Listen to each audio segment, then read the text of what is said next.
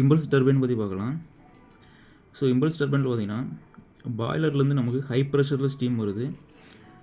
So அந்த steam என்ன பண்ணுறோன்னா ஒரு குறுகலான ஏரியாவில் விட்டுறோம். ஸோ வந்து இந்த மாதிரி விட்டு ப்ரெஷர் எனர்ஜி வந்து கைனடிக் எனர்ஜியாக மாற்றுறோம். ஸோ வந்து எப்படி ப்ரெஷர் எனர்ஜி கைனடிக் எனர்ஜியாக மாறுதுன்னா நமக்கு இந்த ஏரியா வந்து கன்வர்ஜன் ஆகும்போது, அதாவது குறுகலாக மாறும்போது, ஸோ ஸ்டீம்லாம் என்ன செய்யணும்னா நமக்கு ஒன்றோட ஒன்று ஃப்ரிக்ஷன் அதிகமாகும். ஸோ இந்த மாதிரி ஃப்ரிக்ஷன் எனர்ஜி அதிகமாகும்போது ஸ்டீம் பார்த்திங்கன்னா ஒரு இடத்துல இருந்து நமக்கு வந்து சிதறி போகும். ஸோ சிதறி போகிறது உங்களுக்கு தெரியுது, பார்த்தாலே தெரியும்னு நினைக்கிறேன். ஸோ ஸ்டீம்லாம் சிதறி போகுது. அப்படி மாதிரி சிதறி போகும்போது நமக்கு ஸோ அதோட ப்ரெஷர் வந்து கம்மியாயிரும், வெலாசிட்டி அதிகமாகும். ஸோ இந்த மாதிரி நம்ம வந்து ப்ரெஷர் எனர்ஜியை வெலாசிட்டி எனர்ஜியாக மாற்றுறோம். ஸோ இந்த வெலாசிட்டி, இந்த ஹை வெலாசிட்டி ஸ்டீம் பார்த்திங்கன்னா டர்பைன் பிளேட் நமக்கு இருக்குது, மூவிங் டர்பைன் பிளேட் இருக்கும் நமக்கு.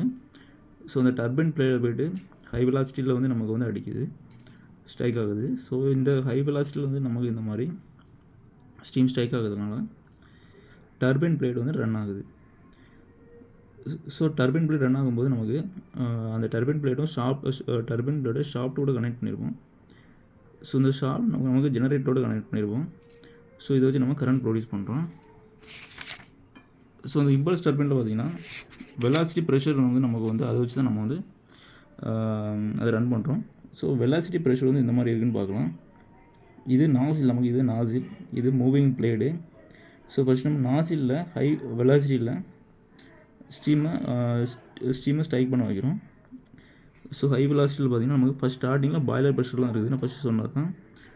ஸோ இந்த ஹை வெலாசிட்டியில் நமக்கு வந்து வரும்போது வெலாசிட்டி இன்க்ரீஸ் ஆகுது. ஸோ இது வந்து நாசிலில் வெலாசிட்டி இன்க்ரீஸ் ஆகும்.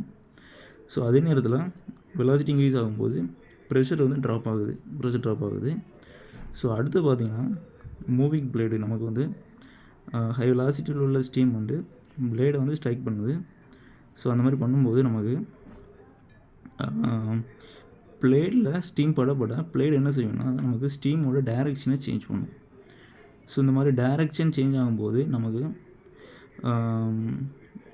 சேஞ்ச் ஆகுது. ஸோ அந்த டைமில் நமக்கு பிளேடு மூலமாக உள்ள பிளேடும் ஸ்டீம் டச் ஆகும்போது அதில் உள்ள ஃப்ரிக்ஷனால் நமக்கு கொஞ்சம் வெலாசிட்டி வந்து கம்மியாகும். ஸோ அதிகமாக கம்மியாகாது, லைட்டாக நமக்கு வெலாசிட்டி கம்மியாகும்.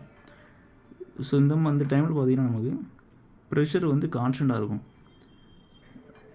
ஸோ வந்து நமக்கு வெலாசிட்டி கம்மியாகும்போது ப்ரெஷர் இன்க்ரீஸ் ஆகணும்.